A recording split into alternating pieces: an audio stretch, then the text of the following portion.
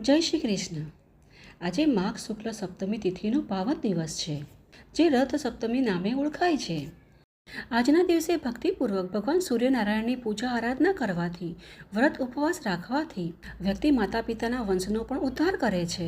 જે મનુષ્ય આજે અરુણોદય કાલમાં સ્નાન કરી ભગવાન સૂર્યનારાયણને અર્ઘ અર્પિત કરે છે, ભક્તિભાવપૂર્વક એમની પૂજા કરે છે, તેને ક્યારેય વિપત્તિઓનો સામનો કરવો પડતો નથી।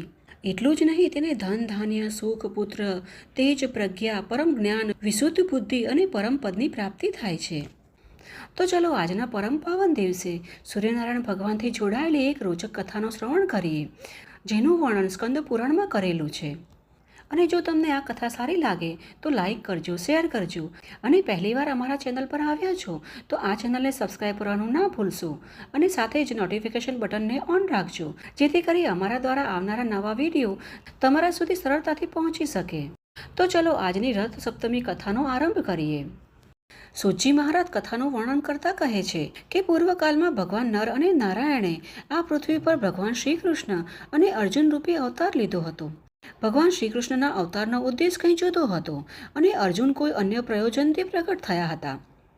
ભગવાન શ્રી કૃષ્ણે કંસ વગેરે સમસ્ત દાનવોનો સંહાર કરી નાખ્યો। ત્યાર પછી કુંતી પુત્ર અર્જુન ઇન્દ્રદેવ પાસે અસ્ત્રવિદ્યાની પ્રાપ્તિ માટે સ્વર્ગલોકમાં ગયા। ત્યાં અસ્ત્રવિદ્યા પ્રાપ્ત કરી લીધા પછી વીર અર્જુને દેવરાજ ઇન્દ્રને ગુરુદક્ષિણા માંગવા માટે કહ્યું। ત્યારે દેવરાજ ઇન્દ્રએ કહ્યું કે હે અર્જુન, હિરણાપુરમાં રહેતો જે નિવાત કવચ નામનો ઉગ્ર દાનવ છે, તેનો શીઘ્ર તું નાશ કરી દે, આ જ મારી ગુરુદક્ષિણા છે। ત્યારે અર્જુને તે દુષ્ટ દાનવના વધનો સંકલ્પ કર્યો અને એક મહાન રથ પર આરૂઢ થઈને યુદ્ધ માટે પ્રસ્થાન કર્યું, અને તે તમામ દાનવોનો સંહાર કરીને પાર્થે અત્યંત દુષ્કર પરાક્રમ દેખાડ્યું અને સંપૂર્ણ દેવતાઓને પ્રસન્ન કર્યા। તે સમયે કૃત કાર્ય થયેલા ઇન્દ્રદેવે અર્જુનને કહ્યું કે હે વીર, તમે કોઈ ઉત્તમ વર માંગો। ત્યારે અર્જુને તે બે પ્રતિમાઓ માંગી, જેમની પૂજા સાક્ષાત બ્રહ્માજીએ કરી હતી। આ સાંભળીને ઇન્દ્રદેવ બોલ્યા કે હે અર્જુન, આ બંને પ્રતિમાઓનું મહાત્મ્ય એટલું વધારે છે કે શિવજીએ લાલ કમળોના પુષ્પો દ્વારા બ્રહ્માજીના એક દિવસ સુધી પૂજન કર્યું હતું। એ જ પ્રમાણે પૂર્વકાળમાં ભગવાન શ્રીહરિ વિષ્ણુએ ત્રણેય લોકનું પાલન કરવા માટે સુગંધિત નીલકમલના પુષ્પોથી હજારો વર્ષો સુધી આમની પૂજા કરી છે।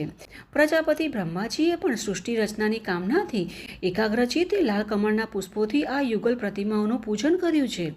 કુંતી નંદન, તમે આમને મૃત્યુલોકમાં કઈ રીતે લઈ જશો? આ પ્રતિમાઓ વિના તો સ્વર્ગલોક તણખલા જેવું થઈ જશે। ત્યારે અર્જુને કહ્યું કે હે પ્રભુ, હું તો આ જ વરદાનનો અભિલાષી છું, મારે બીજી કોઈ વસ્તુ નથી જોઈતી। ત્યારે ઇન્દ્રદેવે કહ્યું, વીર, તમે આ પ્રતિમાઓને લઈને કુશસ્થલી અર્થાત ઉજ્જૈનપુરીમાં સ્થાપિત કરો। ક્ષિપ્રાના ઉત્તર તટ પર ભગવાન કેશવ સમસ્ત પાપોનો નાશ કરનારા કેશવાર્કની સ્થાપના કરશે, તથા સદા અષાઢ અને કાર્તિક માસમાં ત્યાંની યાત્રા થશે। હું પણ તે સમયે દર્શન કરવા માટે આવીશ। મારી સાથે વાયુ, મેઘ અને વીજળીઓ પણ હશે। આ બધા લક્ષણોથી મનુષ્ય કહેશે કે દેવરાજ ઇન્દ્ર આવી ગયા।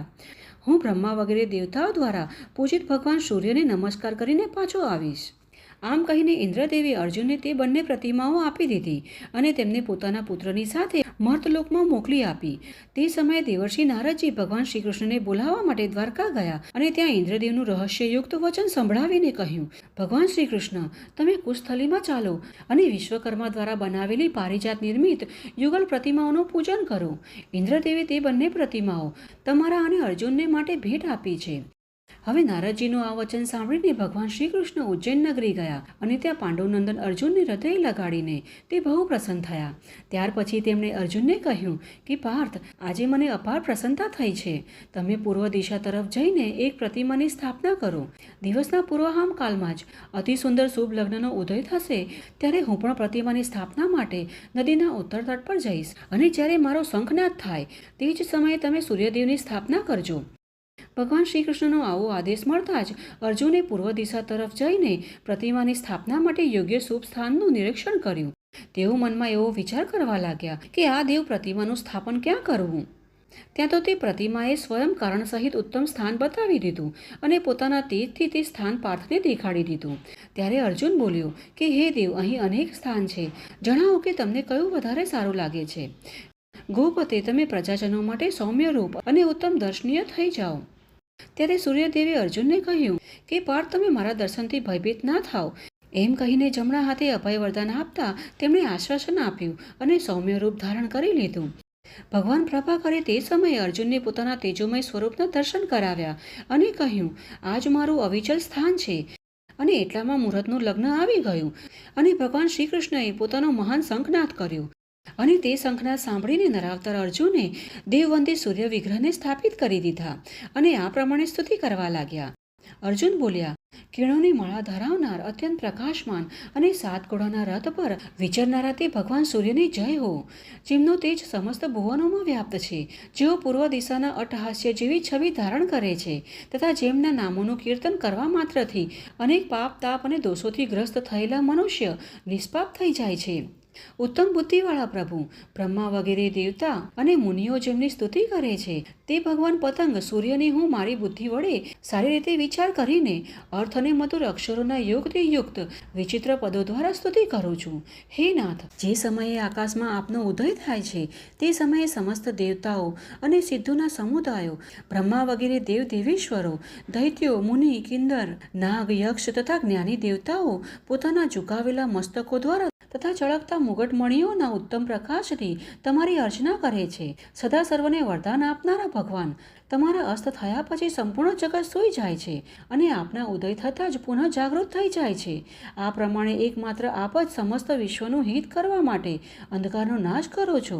હે નાથ, ઉત્સાહ, શક્તિ, નીતિ અને શૌર્ય વગેરેથી સંપન્ન તથા સેવા, પ્રયોગ તથા નિર્માણ ક્રિયામાં તત્પર પુરુષના પણ કાર્ય જે ફળ આપતા નથી તેમાં અવશ્ય તમારા પ્રત્યે તેમની ભક્તિનો અભાવ જ કારણ છે. હે શરણાગતના વત્સલ, હે આદિત્ય, હે ભાસ્કર, હે દિવાકર, હે સપ્તાર્વ વાહન, હે માર્તંડ, હે સૂર્ય, હે હરિતશ્વ, હે પતંગ, હે ભાનો, હે અશ્વાનંત વાહન, હે આકાશ સ્વરૂપ, હે અંશુમાલિન, હે લોકનાથ, આ દાસ આપના શરણમાં આવ્યો છે. હે જગત પ્રદીપ, આપને નમસ્કાર છે, આપને નમસ્કાર છે. હે શુભ, હે મંગલ, હે લોકનાથ, હે આકાશ કમલ, હે ઈશ, હે દેવ, આજે મેં મસ્તક પર અંજલિ બાંધેલા બંને હાથોથી નમસ્કારપૂર્વક બહુ જ ભક્તિભાવથી આપની સ્તુતિ કરી છે. તેથી હે પ્રભુ, તમે મારા પર સૌમ્ય રૂપ થઈ જાઓ અને મારી બુદ્ધિને ધર્મમાં પ્રવૃત્ત કરો, જે સંપૂર્ણ જગતના એકમાત્ર નેત્ર છે, વેદ ત્રયમય છે અથવા ત્રિભુવન સ્વરૂપ છે, ત્રિગુણાત્મક શરીર ધારણ કરનારા છો અને સમસ્ત વિશ્વની ઉત્પત્તિ, પાલન અને સંહારના હેતુ છો. તે બ્રહ્મા, વિષ્ણુ, શિવરૂપી ભગવાન સૂર્યને નમસ્કાર છે. આ પ્રમાણેની અર્જુનની સ્તુતિ સાંભળીને સૂર્યદેવ બોલ્યા કે ઉત્તમ વ્રતનું પાલન કરનારા અર્જુન, હું તમારા આ સ્તોત્રથી સંતુષ્ટ છું. તેથી તમારા મનમાં જે પણ ઈચ્છા હોય તેની પૂર્તિ માટે યત્નપૂર્વક વરદાન આપીશ. ત્યારે અર્જુને કહ્યું કે હે પ્રભુ, મારા માટે એ જ સર્વોત્તમ વરદાન છે કે આપ આ વિગ્રહમાં સદા સ્થિત રહો. જે મનુષ્ય આપને પ્રણામ કરીને ભક્તિભાવપૂર્વક આપની સ્તુતિ કરે તેમને આપ મનોવાંછિત વસ્તુ પ્રદાન કરો. ત્યારે સૂર્યદેવ બોલ્યા કે હે અર્જુન, જે ભક્તિપૂર્વક મારી પૂજા કરીને આ સ્તોત્ર દ્વારા મારી સ્તુતિ કરશે તેની પાસે ક્યારેય ધન સંપદાની કમી નહીં રહે. ત્યાર પછી ભગવાન શ્રી કૃષ્ણએ પણ શંખનાદ કરીને સૂર્યદેવની સારી રીતે સ્થાપના કરીને એકાગ્રચિત્ત થઈને ભગવાન સૂર્યનારાયણની સ્તુતિ કરી. તો આ પ્રમાણે ભગવાન શ્રી કૃષ્ણ દ્વારા અને અર્જુન દ્વારા કરાયેલી સ્તુતિનું જે મનુષ્ય પવિત્ર અને એકાગ્રચિત્તે ભક્તિપૂર્વક સાંભળે છે અને સ્તવન કરે છે તેને કદી વિપત્તિઓ પ્રાપ્ત થતી નથી તથા સર્વત્ર શુભની પ્રાપ્તિ થાય છે. એટલું જ નહીં, તેને ધન, ધાન્ય, સુખ, સારા સ્વાસ્થ્યની પ્રાપ્તિ થાય છે.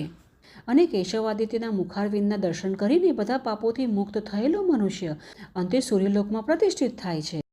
તો આ હતી આજની અમારી રથ સપ્તમીના ઉપલક્ષમાં સૂર્યનારાયણ ભગવાનની કથા અને અમને આશા છે કે આ કથા તમને સારી લાગી હશે.